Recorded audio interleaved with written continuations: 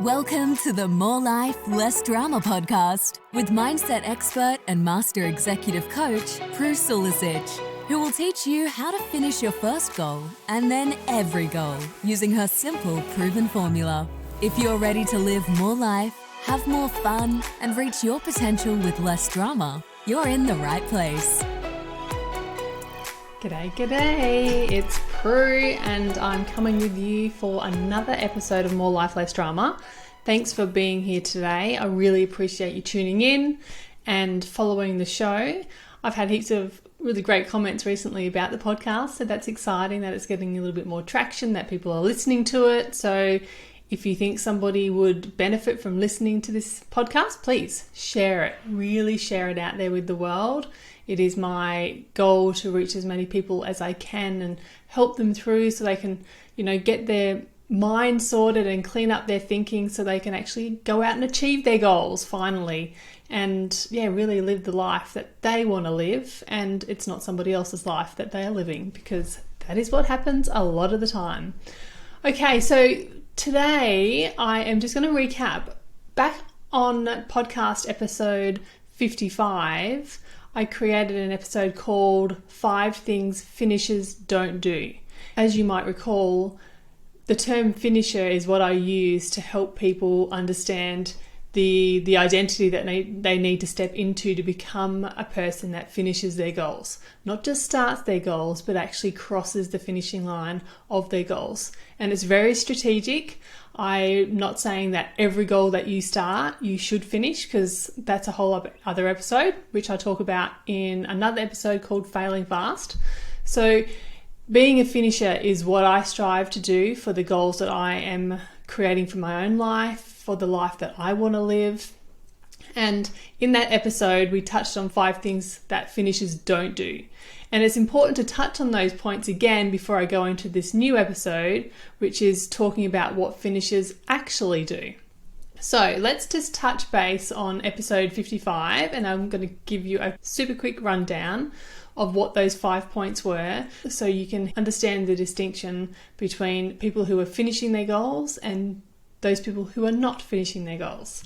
Okay, so let's quickly get down to it. So the first one for 5 things finishers don't do is that they don't make decisions. Remember, finishers don't stay stuck in indecision. The person that is not finishing their goals are generally a person that is not making decisions.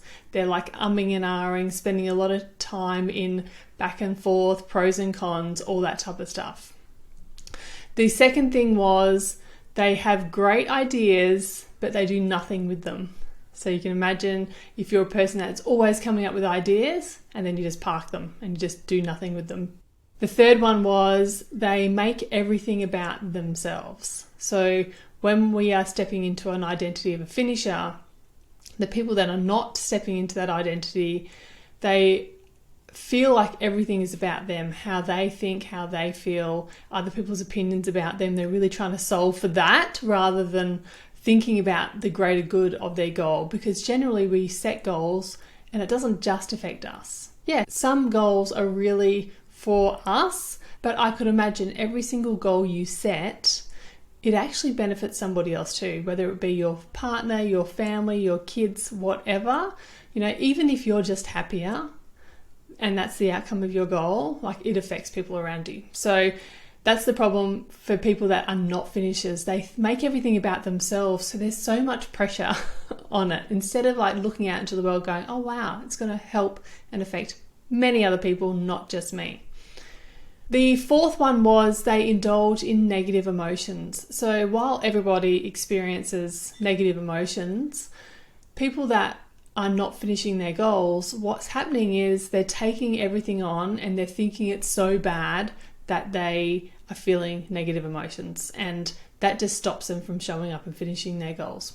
Then the last one was they pretend that they don't know what to do.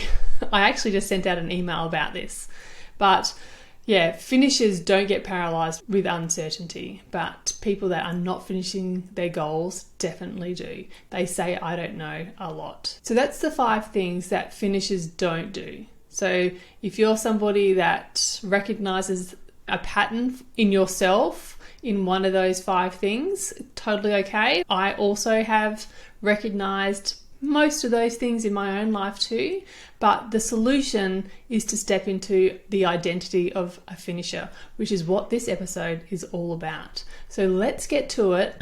I was going to do 5 things that finishers do, but it turns out it's going to be 10 and maybe 11. You just never know. Let's see where it goes. Okay, so again, just as a quick reminder, we are stepping into the identity of being a person that finishes their goals, which means we take all the steps that actually get us across the finishing line. So imagine if you're a marathon runner or a runner or, even a 100-meter sprinter. Okay, there's a start line and there's a finish line. And all you have to do is have to take all the steps to get from A, the start line, to B, the finishing line. And once you cross the finishing line, you can look back and go, hey, I did that. I crossed the finishing line. So that's such a simplistic version about how to look at your goals, because that's what a goal is. There's a starting point where you're not doing it currently to a finishing point where it's done, ticked off, completed. And I want to just teach you how to do that. So the 5 things that finishers do,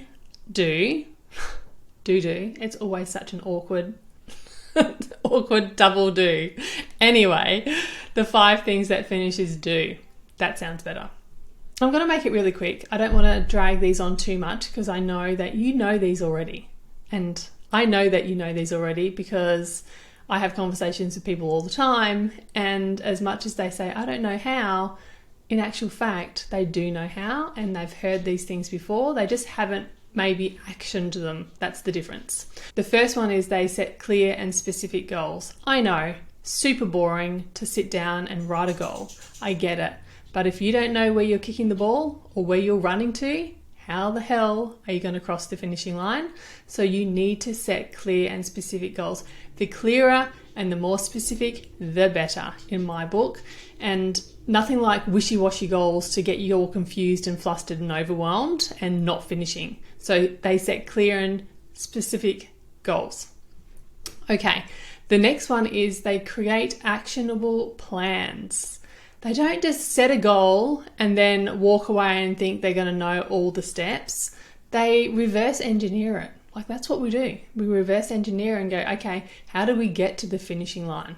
What was happening right before we got there and before that and before that and before that and before that? Basically, that's a really clear plan, and then you just problem solve along the way.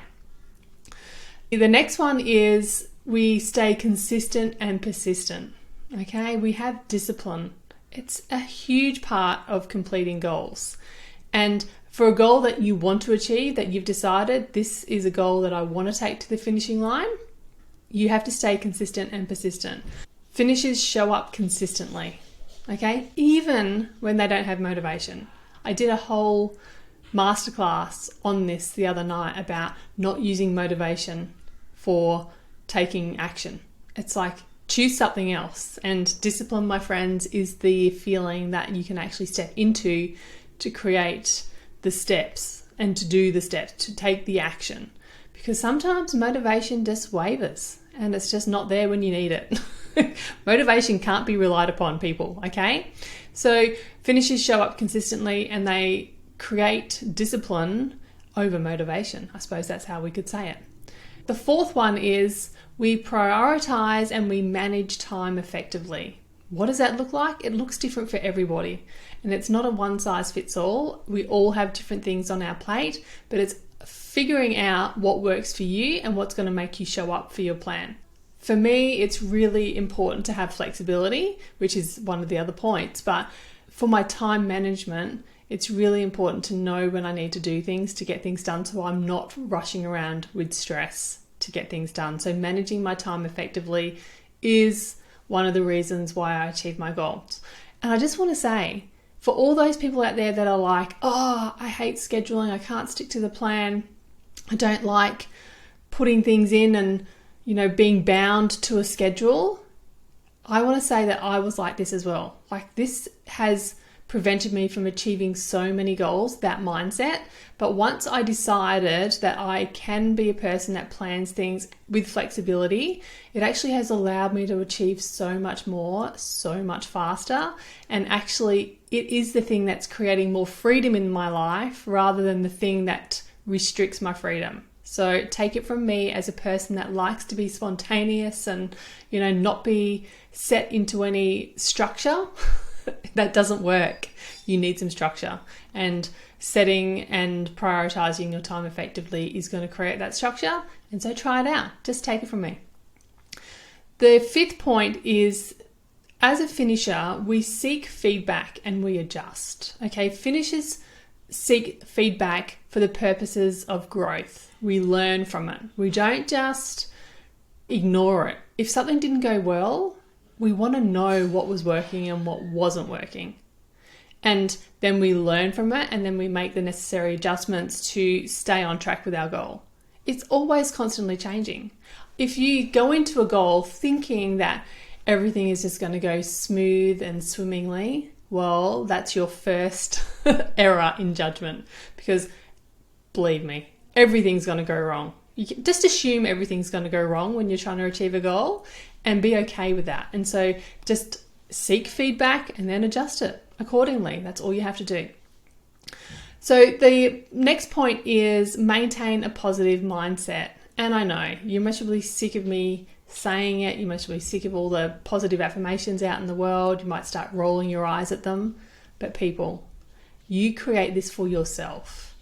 And if you are thinking it's cringeworthy that being positive and outwardly stepping into having a positive mindset, it's going to be killing your dreams. So we create a positive mindset for ourselves. It doesn't have to be out and external out in the world and sharing all the motivational quotes and all that stuff. It doesn't have to be that at all, but just focusing on possibilities rather than obstacles is going to help you create a positive mindset.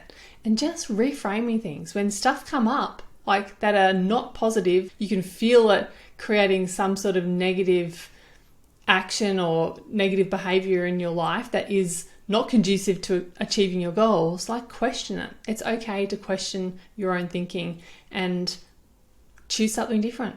You can always choose something different. That is always available to you. The seventh thing is build and leverage support networks. This one has been my nemesis for so long. And once I really let my guard down, it's a bit like the managing my time and prioritizing efforts and putting things into schedules. Once I really decided that I was going to try this out, intentionally, and let my guard down about what that meant, things change. So building support networks is so important. We are beings that like to be supported and in some sort of community, and I highly recommend you seeking out a community for yourself that is going to allow you to be yourself, allow you to show up and be accountable and be held accountable so you can achieve your goals. If you are just doing everything alone, that is another nail in the coffin of your goal, because we need support, we need a community, and we need to be encouraged and inspired by other people. So look in your local area for mentors and friends and support that have the same type of thinking and that can support you in some way. The eighth thing is monitor progress regularly. Again, one of those things that I just didn't want to do ever. Okay, so if you have a lot of resistance to this, I get it. I still have a lot of resistance to this, but I know monitoring my progress on a regular basis and looking at my stats and understanding what's preventing me from showing up to my calendar or the mindset behind what's going on in my life. Once I start to unravel that and start to track my progress and monitor it, because that's the important part, you get to identify areas for improvement really quickly. So if you're doing something for a month and then you got to the end of the month and you're like, I don't know what went wrong. Not sure. I have no idea what happened there. Instead of like reviewing it on a weekly basis, going, oh, that's right, I got sick here and I had a family emergency there and I just couldn't be bothered there. Once you're looking at all those stats and all that information, you can then get to work to problem solve what is going on in your life and how you can show up differently, do things differently to get different results. So that's why, as a finisher, it's important to monitor your progress regularly. And yeah, take it from me, it's really important to do that on a regular basis, not just a 6 months or 12 months basis, weekly, sometimes even daily. That's really helpful. Number 9 is embrace failure as a learning opportunity. And I've done a whole podcast on this, the Fail Fast podcast. So finishers definitely look at failure as a chance to learn and grow. We don't look at it as a negative. Yeah, it feels not so good. And that's okay. It's okay as a finisher. Also, we know that's okay. It's okay to not always be in a positive emotion. But when you look at your failures as reasons to grow and for tracking the progress that we were talking about in the last point, we are able to problem solve what is really going on. And sometimes it's circumstantial and other times it's in our thinking and in our brain. Most of the time it's in our brain, just as a heads up. So it's really important to look at failure like a learning opportunity and not like you're a bad person, which is what a lot of people that don't finish their goals do. They think it's a personal thing. People are going to be looking at me, judging me for not finishing my goals. I'm such a loser. I can't do anything. Why should I bother? So we're going to look at failures differently instead.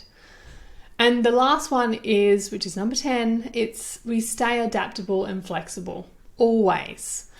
Like we remain flexible while also having lots of structure, if that makes any sense. It's like two ends of the spectrum, but that's how it looks. We create a structure for ourselves. We go, this is what we're going to do. This is what it looks like. This is my daily schedule. And then if things come up, we are not having a big freak out moment that we are going to ruin our day, that our whole day is ruined, that our whole week is ruined. We remain flexible and we adapt. We pivot really quickly. It's like, okay, well, that didn't happen there. Where else can we put that? Whatever that looks like for you. So we're ready to pivot when necessary to achieve our goals, because our goals are really important to us. The goal that you chose after you weeded out all the rubbish goals that you were once chasing that weren't even yours, but once you've really nailed down the goal that you want to achieve and you're like, this is it, I'm doing it, and you get into it and you're like, yep, I'm still keen on doing it. It's working. It's going to happen. I know it's going to happen. It's just inevitable that it's going to happen. And you come to some challenges. All these steps are really important to finishing those goals. Because if you don't have these 10 steps, what's going to happen is you're going to take everything personally. You're going to go back to that whole way of being in that mindset and in the behavior of a person that doesn't finish their goals. They don't make decisions, remember? They have great ideas and do nothing with them. They make everything about themselves. They indulge in negative emotions and they pretend they don't know what to do. So you can choose those 5 things, or you can choose these great 10 things that finishers do.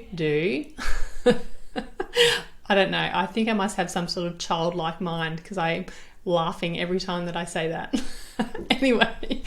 Anyway, so choose these 10 things instead. I'm just going to recap them, then I'm going to leave you with a bonus one. The first thing that finishers do: set clear goals and specific goals. Create action plans.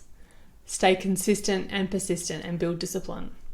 Prioritize and manage time effectively. Seek feedback and adjust.